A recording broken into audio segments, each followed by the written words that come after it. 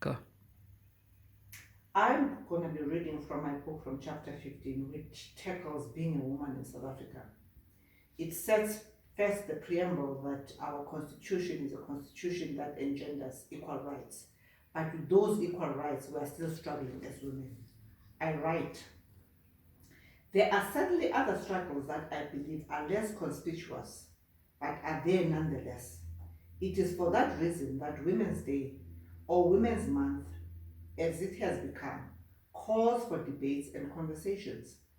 It represents so many different things to so many different people, and aptly so, because we are all different as women and constantly have to negotiate fitting a certain mold.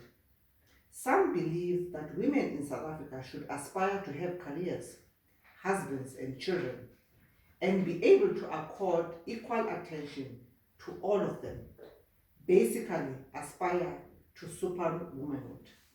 But looking around us, chatting to friends, or watching television, we realize that the notion of a superwoman is hard to reach, if it exists at all.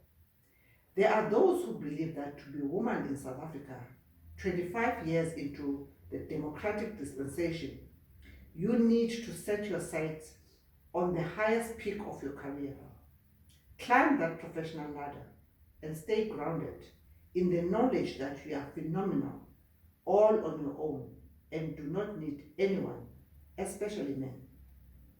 And again, when looking at people in our lives, we wonder if that is all it means to be a woman in South Africa today. Can we really be one dimensional and be at peace with that? As I contemplate these two scenarios and many more I am certain other women can share, I am more convinced that a woman in South Africa in her early 20s battles a lot with the less conspicuous everyday struggles.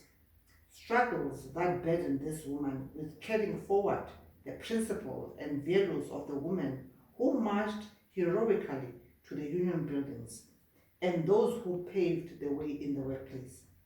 Our struggles are now of identity, definition of who we are, and being comfortable with our choices, whatever they may be.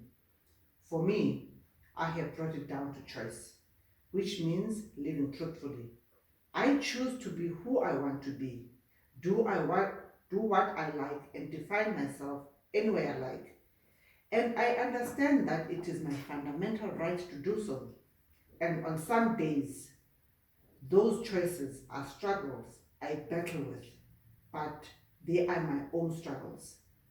I believe that historically women have been able to assist each other to gain political and economic freedom, but we have not been able to hold on each other in gaining the freedom of truth. Truth to be who you want to be. The truth that says that whether you decide to dedicate our lives to our husband and kids or to our career, it is okay. And that, in essence, is what our mothers marched to the union buildings for, the right to choose the kind of life they wanted to live for themselves and the future generations to enjoy without fear of condemnation or judgment.